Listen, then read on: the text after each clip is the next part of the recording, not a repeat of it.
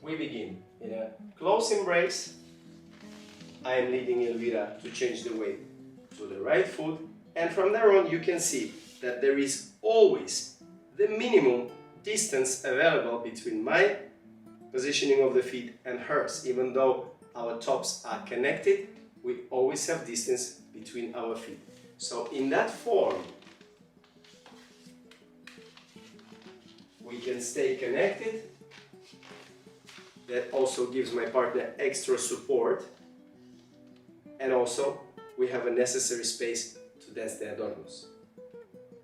Never forget about intention forward. One more final trick for this step is a leader can also play with the rhythm, because at the end of the day we can create variations of musical interpretation of the same old step. So in order not to be boring, I can play with the rhythm, give you a few examples. Ram pam pam pim pam pam pam pam pim pam pam pam pam pam pam ram pam pam pam, double time step, double time step. My steps are just small steps going backward and around my partner. Really small steps, carefully holding her on her axis.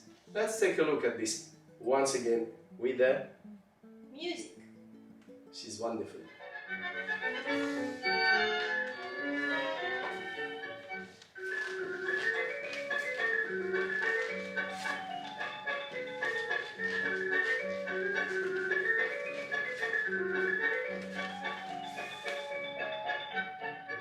Okay, Michael, how do we exit Calicita?